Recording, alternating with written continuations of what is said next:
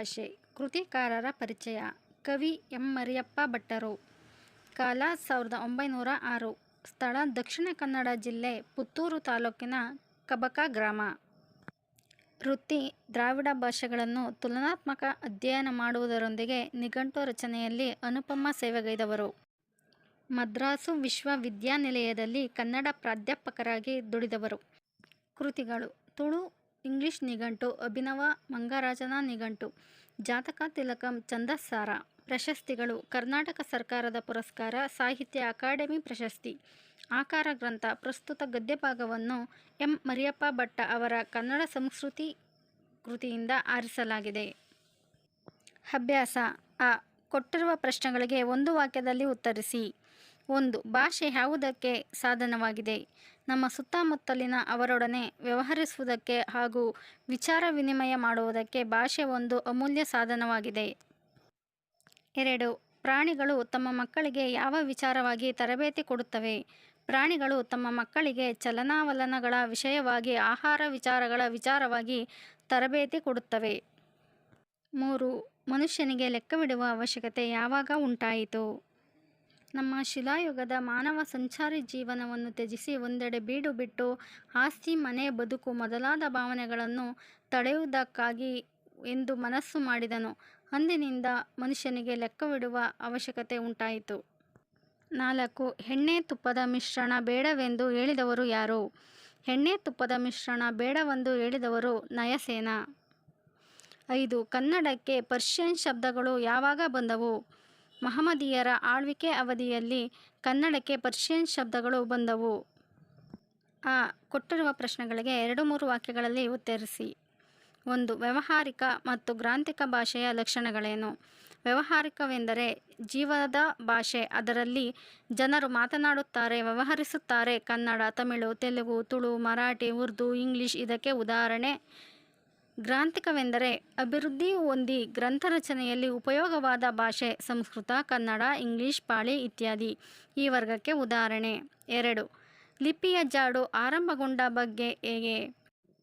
ಪ್ರಾಕ್ತನ ವಿಮರ್ಶಕ ಸುಮರ್, Nile, create ಇತ್ಯಾದಿ ಪ್ರದೇಶಗಳಲ್ಲಿ ಉಪಲಬ್ಧವಾದ ಅತ್ಯಂತ ಪುರಾತನ ವಿಶೇಷಗಳಲ್ಲಿ ವ್ಯಾಪಾರ, ವ್ಯವಹಾರ, ಲೆಕ್ಕಗಳಿಗೆ ಸಂಬಂಧಿಸಿದ ಲಿಪಿ ಸಾಕ್ಷಿಗಳನ್ನು ಕಂಡುಕೊಂಡಿದ್ದಾರೆ. ಇದೇ ಲಿಪಿಯ ಮೊದಲಿನ ಜಾಡು. 3. ಲಿಪಿಯ ಮೂಲಕ ಜ್ಞಾನಭಂಡಾರ ಯಾವ ರೀತಿ ಭದ್ರವಾಯಿತು?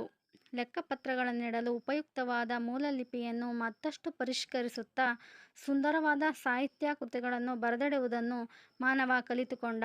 ಆ ಲಿಪಿಯ ಮೂಲಕ ಪರಂಪರೆಯಿಂದ ಬಂದ ಎಷ್ಟೋ ವಿಷಯಗಳನ್ನು ಬರೆದಿಡಲು ಸಾಧ್ಯವಾಯಿತು. ಜ್ಞಾನಭಂಡಾರ ಭದ್ರವಾಯಿತು. 4. ಕನ್ನಡ ಭಾಷೆ ಹದಗೊಂಡದ್ದು ಹೇಗೆ? ಅನೇಕ ಕವಿಗಳು ಕನ್ನಡ ಅಭಿವೃದ್ಧಿ ಹೊಂದಬೇಕಾದರೆ ಕನ್ನಡ ಪದಗಳ ಬಳಕೆ ಹೆಚ್ಚಾಗಬೇಕೆಂದು ಸಾರಿದ್ದಾರೆ. ಅಂಥವರ ವಾಣಿಯಿಂದ ಕನ್ನಡದ ವೀಣೆ ಮೃದು ಮಧುರವಾಗಿ ಮಿಡಿಯಿತು. ಮುಂದೆ ಬಸವೇಶ್ವರ, ಅಲ್ಲಮ ಪ್ರಭುಗಳಂತಹ ಶರಣವರೇಣ್ಯರು, ಚಾಮರಸ ಕುಮಾರವ್ಯಾಸರಂತಹ ಕವಿಪುಂಗವರು, ಪುರಂದರದಾಸ, ಕನಕದಾಸರಂತಹ ದಾಸಶ್ರೇಷ್ಠರು ಸುಲಭ ಮಾರ್ಗವನ್ನೇ ತುಳಿದರು. ತಮ್ಮ ತಮ್ಮ ಅನುಭವಾನುಸಾರವನ್ನು ಸುಲಭವೂ ಸುಂದರವೂ ಸಹಜವೂ ಆದ ಮಾತುಗಳಿಂದ ಹೃದಯ ಮುಟ್ಟುವಂತೆ ಅಭಿವ್ಯಕ್ತಪಡಿಸಿದರು. ಹೀಗೆ ಕನ್ನಡ ಭಾಷೆ ಹದಗೊಂಡಿತು. 5. ಆಂಗ್ಲ ಭಾಷೆ ವಿಶ್ವವ್ಯಾಪಿ ಆಗಲು ಕಾರಣವೇನು? ದೇಶ ವಿದೇಶಗಳ ಭಾಷೆ ಹಾಗೂ ಸಾಹಿತ್ಯ ಸಂಸ್ಕೃತಿಯನ್ನು ಆಂಗ್ಲ ಪಂಡಿತರು ಮುಕ್ತ ಮನಸ್ಸಿನಿಂದ ಅಭ್ಯಸಿಸಿದರು. ತನ್ಮೂಲಕ ತಮ್ಮ ಭಾಷೆ ಮತ್ತು ಸಾಹಿತ್ಯವನ್ನು ಹಿಗ್ಗಿಸಿದರು, ಅರಳಿಸಿದರು. ಎಲ್ಲಕ್ಕೂ ಮೇಲಾಗಿ ಮಹಾಮೇಧಾವಿಗಳು ತಮ್ಮ ಆಸೆ, ಆಕಾಂಕ್ಷೆ, ವಿಚಾರ ಮುಂತಾದವುಗಳನ್ನು ಆ ಭಾಷೆಯ ಮುಖಾಂತರವೇ ಹೇಳಬೇಕೆಂಬ ಉಜ್ವಲ ಅಭಿಮಾನವುಳ್ಳವರಾಗಿದ್ದರು.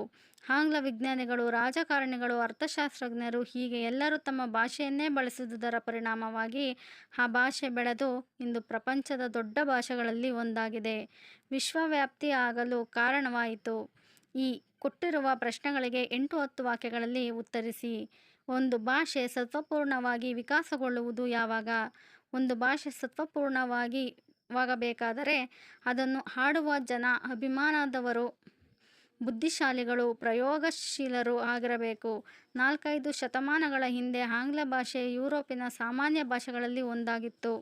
ಆಂಗ್ಲ ಜನತೆ ಸಾಹಸ ಜೀವಿಯಾಯಿತು, ಬುದ್ಧಿಶಾಲಿಯಾಯಿತು. ಸೂರ್ಯನು ಎಂದೂ ಮುಳುಗುವ ಎನ್ನುವಂತಹ ವಿಸ್ತಾರವಾದ ಸಾಮ್ರಾಜ್ಯವನ್ನು ಸ್ಥಾಪಿಸಿತು. ದೇಶ ವಿದೇಶಗಳ ಭಾಷೆ ಹಾಗೂ ಸಾಹಿತ್ಯ ಸಂಸ್ಕೃತಿಯನ್ನು ಆಂಗ್ಲ ಪಂಡಿತರು ಮುಕ್ತ ಮನಸ್ಸಿನಿಂದ ಅಭ್ಯಸಿಸಿದರು. ತನ್ನ ಮೂಲಕ ತಮ್ಮ ಭಾಷೆ ಮತ್ತು ಸಾಹಿತ್ಯವನ್ನು ಹಿಗ್ಗಿಸಿದರು, ಹರಳಿಸಿದರು. ಎಲ್ಲಕ್ಕೂ ಮೇಲಾಗಿ ಮಹಾಮೇಧಾವಿಗಳು ತಮ್ಮ ಆಸೆ, ಆಕಾಂಕ್ಷೆ, ವಿಚಾರ ಮುಂತಾದವುಗಳನ್ನು ಆ ಭಾಷೆಯ ಮುಖಾಂತರವಾಗಿಯೇ ಹೇಳಬೇಕೆಂಬ ಉಜ್ವಲ ಅಭಿಮಾನವುಳ್ಳವರಾಗಿದ್ದರು. ಆಂಗ್ಲ ವಿಜ್ಞಾನಿಗಳು, ರಾಜಕಾರಣಿಗಳು, ಅರ್ಥಶಾಸ್ತ್ರಜ್ಞರು ಹೀಗೆ ಎಲ್ಲರೂ ತಮ್ಮ ಭಾಷೆಯನ್ನೇ ಬಳಸುವುದರ ಪರಿಣಾಮವಾಗಿ ಆ ಭಾಷೆ ಬೆಳೆದು ಇಂದು ಪ್ರಪಂಚದ ದೊಡ್ಡ ಭಾಷೆಗಳಲ್ಲಿ ಒಂದಾಗಿದೆ. ಇದಕ್ಕೆಲ್ಲ ಆಂಗ್ಲ ಜನರ ಸಂಕಲ್ಪ, ಕೃಷಿ ಕಾರಣವೆಂದು ಬೇರೆ ಹೇಳಬೇಕಿಲ್ಲ. ಈ ರೀತಿಯಾಗಿ ಭಾಷೆ ಸ್ವಲ್ಪ ಪೂರ್ಣವಾಗಿ ವಿಕಾಸಗೊಳ್ಳುತ್ತದೆ. 2. ಕನ್ನಡ ಭಾಷೆ ಸಮೃದ್ಧವಾಗಿ ರೂಪುಗೊಂಡ ಬಗೆ ಹೇಗೆ ವಿವರಿಸಿ. ಅನೇಕ ಕವಿಗಳು ಕನ್ನಡ ಅಭಿವೃದ್ಧಿ ಹೊಂದಬೇಕಾದರೆ ಕನ್ನಡ ಪದಗಳ ಬಳಕೆ ಹೆಚ್ಚಾಗಬೇಕೆಂದು ಸಾರಿದ್ದಾರೆ. ಅಂಥವರ ವಾಣಿಯಿಂದ ಕನ್ನಡ ವೀಣೆಯ ಮೃದು ಮಧುರವಾಗಿ ಮಿಡಿಯಿತು. ಮುಂದೆ ಬಸವೇಶ್ವರ, ಅಲ್ಲಮಪ್ರಭುಗಳಂತಹ ಶರಣವೆಣ್ಯರು, ಚಾಮರಸ, ಕುಮಾರವ್ಯಾಸರಂತಹ ಕವಿಪುಂಗವರು, ಪುರಂದರದಾಸ, ಕನಕದಾಸರಂತಹ ದಾಸಶ್ರೇಷ್ಠರು ಸುಲಭ ಮಾರ್ಗವನ್ನೇ ತುಳಿದರು. ತಮ್ಮ ತಮ್ಮ ಅನುಭವಾನುಸಾರಗಳನ್ನು ಸುಲಭವೂ ಸುಂದರವೂ ಸಹಜವೂ ಆದ ಮಾತುಗಳಿಂದ ಹೃದಯ ಮುಟ್ಟುವಂತೆ ಅಭಿವ್ಯಕ್ತಪಡಿಸಿದರು. ಹೀಗೆ ಕನ್ನಡ ಭಾಷೆ ಹದಗೊಂಡುದರಿಂದ ಅದು ಸುಲಿದ ಬಾಳೆಹಣ್ಣಿನಂತೆ, ಚಿಗುರು ತೆಗೆದ ಕಬ್ಬಿನಂತೆ, ಉಷ್ಣ ಹಡಿದ ಹಾಲಿನಂತೆ ಸುಲಭವೂ ರುಚಿಯುಳ್ಳದ್ದೂ ಆಗಿದೆ ಎಂದು ಕವಿ ಮಹಾಲಿಂಗರಂಗ ಉದ್ಘೋಷಿಸಲು ಸಾಧ್ಯವಾಯಿತು. ಹೀಗೆ ಇವರೆಲ್ಲರ ಪ್ರಯತ್ನದಿಂದ ಕನ್ನಡ ಭಾಷೆ ಸಮೃದ್ಧವಾಗಿ ರೂಪುಗೊಂಡಿತು. ಈ ಸಂದರ್ಭ ಸಹಿತ ಸ್ವಾರಸ್ಯವನ್ನು ವಿವರಿಸಿ. 1. ಸಂಸ್ಕೃತಿಯ ಇತಿಹಾಸ ಉಳಿಯಿತು. ಆಯ್ಕೆ. ಈ ಮೇಲಿನ ವಾಕ್ಯವನ್ನು ಎಂ ಮರಿಯಪ್ಪ ಭಟ್ಟರ ಅವರ ಕನ್ನಡ ಸಂಸ್ಕೃತಿ ಕೃತಿಯಿಂದ ಆಯ್ದ ನಮ್ಮ ಭಾಷೆ ಎಂಬ ಪಾಠದಿಂದ ಆರಿಸಲಾಗಿದೆ. ಸಂದರ್ಭ: ಲೆಕ್ಕಪತ್ರಗಳನ್ನು ಇಡಲು ಉಪಯುಕ್ತವಾದ ಮೂಲ ಲಿಪಿಯನ್ನು ಮತ್ತಷ್ಟು ಪರಿಷ್ಕರಿಸುತ್ತಾ ಸುಂದರವಾದ ಸಾಹಿತ್ಯ ಕೃತಿಗಳನ್ನು ಬರೆದಿಡುವುದನ್ನು ಮಾನವ ಕಲಿತುಕೊಂಡ. ಆ ಲಿಪಿಯ ಮೂಲಕ ಪರಂಪರೆಯಿಂದ ಬಂದ ಎಷ್ಟೋ ವಿಷಯಗಳನ್ನು ಬರೆದಿಡಲು ಸಾಧ್ಯವಾಯಿತು. ಜ್ಞಾನ ಭಂಡಾರ ಹೀಗೆ ಭದ್ರವಾಯಿತು. ಸಂಸ್ಕೃತಿಯ ಇತಿಹಾಸ ಒಳಗೆ ಇದು ಎಂದು ಹೇಳುವ ಸಂದರ್ಭವಾಗಿದೆ. ಸ್ವಾರಸ್ಯ: ಸಂಸ್ಕೃತಿಯ ಇತಿಹಾಸ ಉಳಿದಿದ್ದರಿಂದಲೇ ಪ್ರಗತಿಪಥ ಸುಗಮವಾಯಿತು ಎನ್ನುವುದು ಸ್ವಾರಸ್ಯಕರವಾಗಿದೆ. 2. ತಕ್ಕುದೆ ಬೆರಸ ಧೃತಮಂ ತೈಲಮುಮಂ. ಆಯ್ಕೆ. ಈ ಮೇಲಿನ ವಾಕ್ಯವನ್ನು ಎಂ ಮರಿಯಪ್ಪ ಭಟ್ಟ ಅವರ ಕನ್ನಡ ಸಂಸ್ಕೃತಿ ಕೃತಿಯಿಂದ ಆಯ್ದ ನಮ್ಮ ಭಾಷೆ ಎಂಬ ಪಾಠದಿಂದ ಆರಿಸಲಾಗಿದೆ.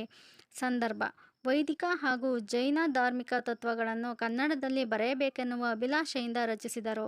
ಆದರೆ ಅವರಲ್ಲಿ ಕನ್ನಡವನ್ನು ಸಂಸ್ಕೃತಮಯವನ್ನಾಗಿ ಮಾಡಿದರು.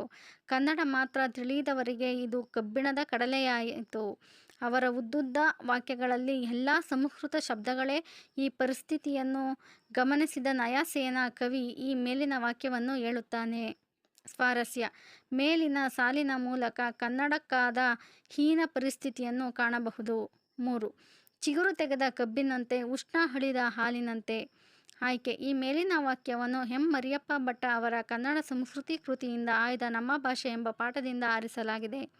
ಸಂದರ್ಭ: ಅನೇಕ ಕವಿಗಳು ಕನ್ನಡ ಅಭಿವೃದ್ಧಿ ಹೊಂದಬೇಕಾದರೆ ಕನ್ನಡ ಪದಗಳ ಬಳಕೆ ಹೆಚ್ಚಾಗಬೇಕೆಂದು ಸಾರಿದ್ದಾರೆ. ಶರಣರು, ಕವಿಪುಂಗವರು, ದಾನಶ್ರೇಷ್ಠರು, ದಾಸಶ್ರೇಷ್ಠರು ಸುಲಭ ಮಾರ್ಗವನ್ನೇ ತುಳಿದರು. ತಮ್ಮ ತಮ್ಮ ಅನುಭವ ಸಾರವನ್ನು ಸುಲಭವೂ ಸುಂದರವೂ ಸಹಜವೂ ಆದ ಮಾತುಗಳಿಂದ ಹೃದಯ ಮುಟ್ಟುವಂತೆ ಅಭಿವ್ಯಕ್ತಪಡಿಸಿದರು. ಹೀಗೆ ಕನ್ನಡ ಭಾಷೆ ಹದಗೊಂಡುದರಿಂದ ಬಾಳೆಯ ಹಣ್ಣಿನಂತೆ, ಸಿಗುರು ತೆಗೆದ ಕಬ್ಬಿನಂತೆ, ಉಷ್ಣ ಅಳಿದ ಹಾಲಿನಂತೆ ಸುಲಭವೂ ರುಚಿಯುಳ್ಳದ್ದೂ ಆಗಿದೆ ಎಂದು ಕವಿ ಮಹಾಲಿಂಗರಂಗ ಹೀಗೆ ಹೇಳಿದ್ದಾನೆ. ಸ್ವಾರಸ್ಯ: ಕನ್ನಡ ಭಾಷೆ ಎಷ್ಟು ಸುಲಭ, ಸುಲಲಿತ ಎಂಬುದಕ್ಕೆ ಮಹಾಲಿಂಗರಂಗ ಕೊಟ್ಟ ಹೋಲಿಕೆಯಲ್ಲಿ ಅತ್ಯಂತ ಸ್ವಾರಸ್ಯಪೂರ್ಣವಾಗಿ ಮೂಡಿಬಂದಿದೆ. 4. ಒಬ್ಬ ತಾಯಿಯ ಗಾನದ ಶ್ರುತಿಯಂತೆ. ಆಯ್ಕೆ. ಈ ಪ್ರಸ್ತುತ ವಾಕ್ಯವನ್ನು ಎಂ ಮರಿಯಪ್ಪ ಭಟ್ಟ ಅವರ ಕನ್ನಡ ಸಂಸ್ಕೃತಿ ಕೃತಿಯಿಂದ ಆಯ್ದ ಪ್ರಸ್ತುತ ನಮ್ಮ ಭಾಷೆ ಎಂಬ ಗದ್ಯದಿಂದ ಆರಿಸಿಕೊಳ್ಳಲಾಗಿದೆ. ಸಂದರ್ಭ: ಲೇಖಕರು ಭಾಷಾ ಸೌಹಾರ್ದತೆಯ ಬಗ್ಗೆ ತಿಳಿಸುತ್ತಾ ಸ್ವಭಾಷೆಯನ್ನು ಪ್ರೀತಿಸಬೇಕು, ಗೌರವಿಸಬೇಕು, ಬೆಳೆಸಬೇಕು ಎಂದರೆ ಅನ್ಯ ಭಾಷೆಗಳನ್ನು ತಿರಸ್ಕರಿಸಬೇಕು ಎಂದು ಅರ್ಥವಲ್ಲ. ಭಾಷೆಗಳಲ್ಲಿ ಮೇಲು ಕೀಳೆಂಬುದಿಲ್ಲ. 4 ಜನ ಮಾತನಾಡುತ್ತಿದ್ದ ಭಾಷೆಗೂ 40 ಲಕ್ಷ ಜನ ಮಾತನಾಡುತ್ತಿದ್ದ ಭಾಷೆಗೂ ಸತ್ಯ ಮತ್ತು ಸತ್ಯದೃಷ್ಟಿಯಿಂದ ಅಂತರವೇ ಇಲ್ಲ. ಎಲ್ಲ ಭಾಷೆಗಳು ಅಷ್ಟೇ, ಒಬ್ಬ ತಾಯಿಯ ಗಾನದ ಶ್ರುತಿಯಂತೆ ಎಲ್ಲದಕ್ಕೂ ಅಷ್ಟೇ ಸ್ಥಾನವಿದೆ ಎಂದು ಹೀಗೆ ಹೇಳಿದ್ದಾರೆ. ಸ್ವಾರಸ್ಯ: ಭಾಷೆಯ ಬಗ್ಗೆ ಅಂಧಾಭಿಮಾನ, ದುರಾಭಿಮಾನ ಬೆಳೆಸಿಕೊಳ್ಳದೆ ಎಲ್ಲ ಭಾಷೆಗಳನ್ನು ಗೌರವಿಸಿ, ಪ್ರೀತಿಸಿ, ಅಭಿವೃದ್ಧಿಗೊಳಿಸಿದರೆ ದೇಶದ ಸಂಸ್ಕೃತಿ ಮುಂದುವರಿಯುತ್ತದೆ ಎಂಬುದು ಇಲ್ಲಿನ ಸ್ವಾರಸ್ಯವಾಗಿದೆ. ಹೂ ಬಿಟ್ಟಿರುವ ಸ್ಥಳಗಳನ್ನು ಸೂಕ್ತ ಪದಗಳಿಂದ ತುಂಬಿ. 1. ಭಾಷೆ ಇದ್ದರೂ ಅದರ ಪೀಯೂಷ ಕುಡಿದು ಅರಗಿಸಿಕೊಳ್ಳದ ವ್ಯಕ್ತಿ ಜಂತುವೇ ಸರಿ.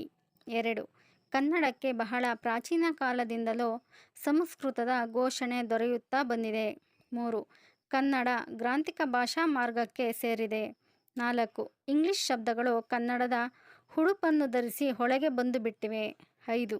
ನಮ್ಮ ಭಾಷೆ ಗದ್ಯಭಾಗದ ಆಕಾರ ಗ್ರಂಥ ಕನ್ನಡ ಸಂಸ್ಕೃತಿ. ಹೂ ಹೊಂದಿಸಿ ಬರೆಯಿರಿ. 1. ವ್ಯಾವಹಾರಿಕ ಕೀರ್ತನೆಗಳು. 2. ದಾಸರು ಚಾಕ್ಷುಷ. 3. ದಿವಾನ ಅನ್ಯದೇಶ್ಯ. 4. ಗ್ರಾಂಥಿಕ ತದ್ಭವರೂಪ. 5. ಶಿವಶರಣರು ವಚನಗಳು.